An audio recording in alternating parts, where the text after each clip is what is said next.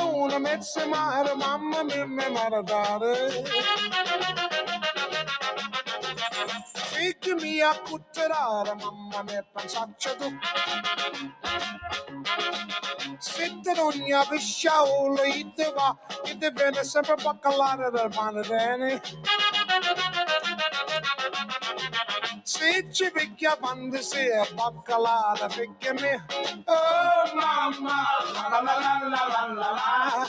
Oh mamma, la la la la la la la.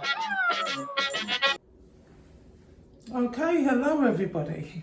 So today I'm going to be making pizza, my homemade pizza. I haven't done my own dough in a good while, and I don't know. Just lately, I've been watching some things on YouTube. There's a place in Brooklyn, I believe, New York. It's called Crispy Pizza. I'm going to show you a little bit of it. I love this guy. He's from Sicily. Well, his family are from Sicily. I guess he was born in America, but his grandfather opened the business. It's been in business for years and years, and they do the most divine pizzas. And as a lot of you know, I lived in Italy for many years, and I actually never, I think the closest I've ever come to pizza that halfway tastes like real Italian pizza is there's a place here called Lazzaro's. Now, I don't know if they're a chain, you know, if they're in other parts of the country or not, but that was the closest that I've ever tasted that you know, comes to like real Italian pizza, which is very different from, you know, what we're used to, the Pizza Hut pizzas and that. No, they're not the same. So it inspired me actually, you know, do your own dough, make your own pizza. Let me tell you why as well. Lazzaro's, right? I mean, I love their pizza. If I'm going to order takeout pizza, that's who I'm ordering from. You know, however, I guess because of inflation, you know, everything's gone up now. I think to order like a large pizza from them is like $35, something like that. And I'm like, oh hell no! I can make my own. I can make my own pizza. And my own pizza will probably be way better than that anyway. And so I thought, you know what? That's what I'm going to do. So to start with, I have 3 cups of all-purpose flour. Now, and it's been sieved, you know, to let air through it. So it's already in the bowl, as you can see. Now, some people say use bread flour. Some people, you know, all-purpose is all fine. I've used all-purpose. It's all really the same. Now I have some yeast and a tablespoon of sugar in here. Okay, and I'm going to add 1 3/4 cups of warm water to activate the yeast. So that's what we're doing right now. Let me bring the camera down so you can see. There we go. Okay. Oop, can you see? Yeah. All right, so that's the yeast. So what you do is stir that up with the sugar. The sugar and the warm water help activate the yeast. So basically what you do is just mix it together, let it stir it up. There's some lumps in this, but anyway, yeah, so I'm going to let that stir that up and let it sit. Right, and the warm water is going to activate the yeast. Let me bring it down further so you can see further. Okay, so you just let that sit.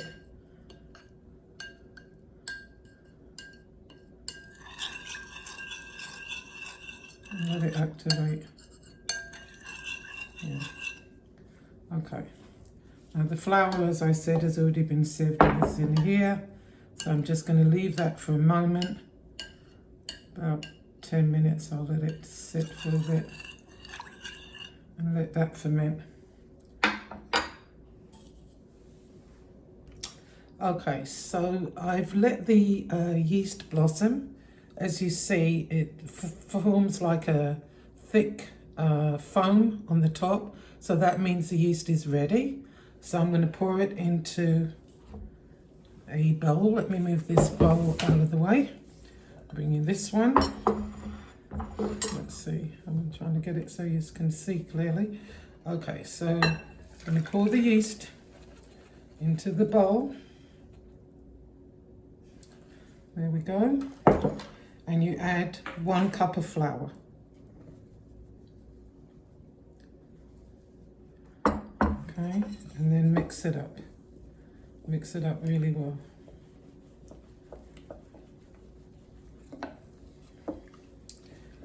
Yep. Do that. Okay.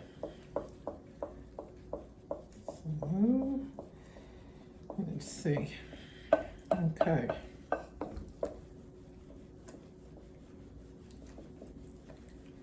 All right, so there we go. There's a few lumps in there, but get them out.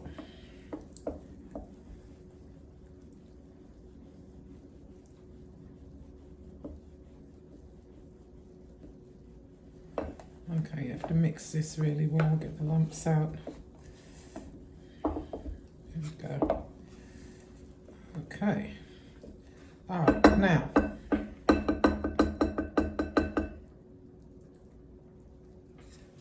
we need to add 1 teaspoon of salt.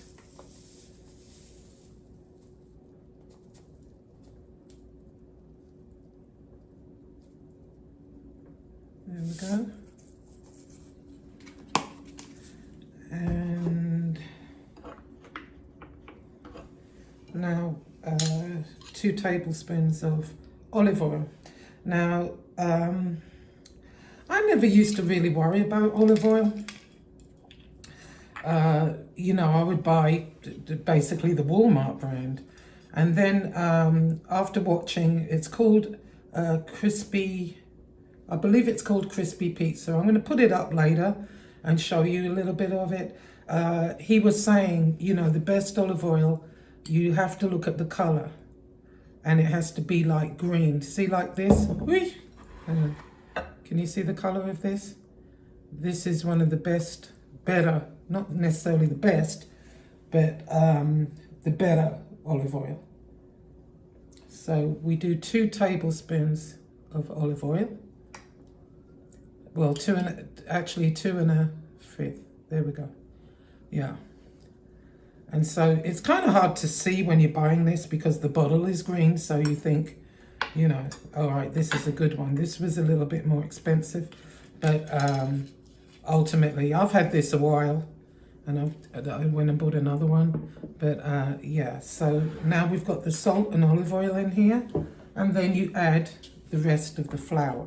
So what I'm going to do, I'm going to add what's in here to this bigger bowl.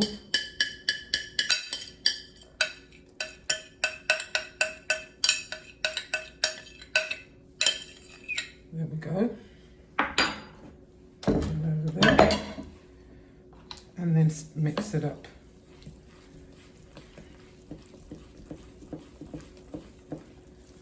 And then you mix it pretty well.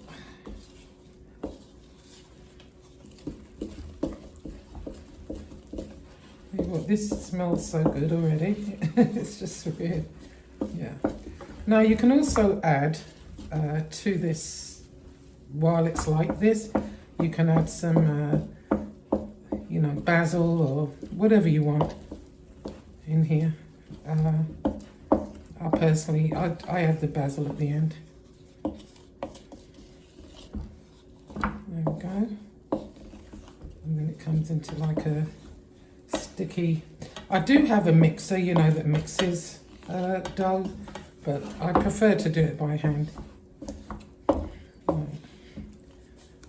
There we go. Now,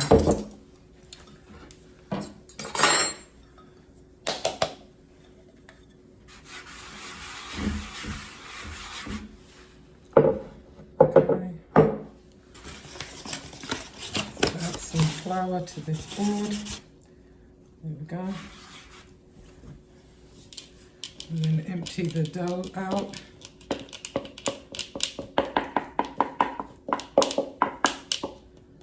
Onto the board. There we go. Whoosh. Okay.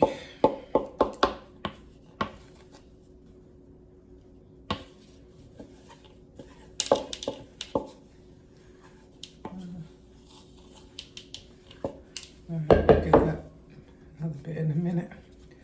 Alrighty. Right, so let's begin. Obviously I've washed my hands.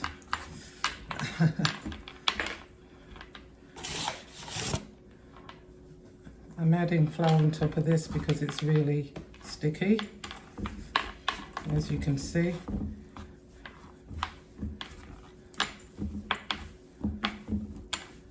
There we go. Okay, now we're in business. Alrighty. Let me get my little scraper spatula. Hang on. See if I can find it. Yes, and here it is. I don't know if this is going to come out. I guess not. I guess that's not going to work too well. So let me get a bit of flour, put in here, and then I can get the rest of this out. Yep. There we go. Right. And there we have it. Oop, it's all stuck to my fingers. There's a little bit more go on there. There we go.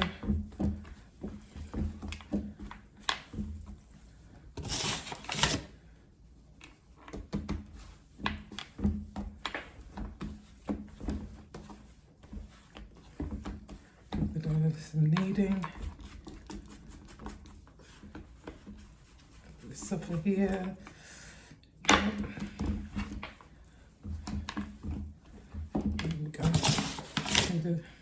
A little bit more flour. You can, you know, sprinkle the flour as you go because it's getting like a little sticky.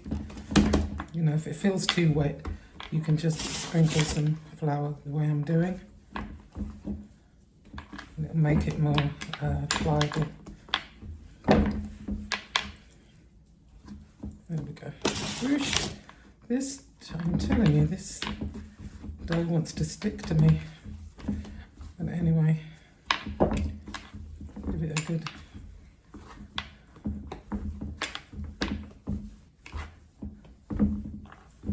knead. Okay. Right.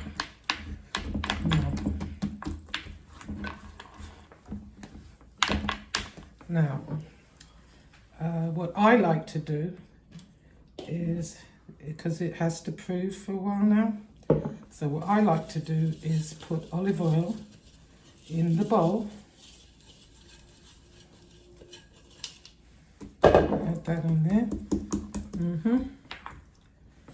And then put this into a bowl.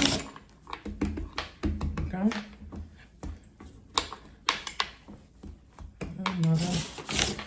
This is so sticky, let me tell you. Oop! I've got the lid in there, that's not going to taste very nice, is it? So what we do is put it into a bowl.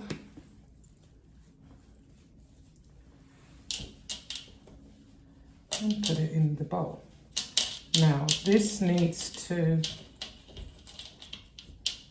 proof at least to double its size. I'm going to cover it, see, and then I'm just going to leave it, let it double in size, and we'll go from there. Now what some people like to do, and probably what I'm going to do, is not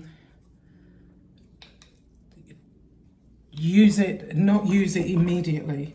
You know, they say you can leave it an hour, you can use it, but the flavor, it's better if you leave it for several hours. You know, you can even leave it overnight and do it the next day.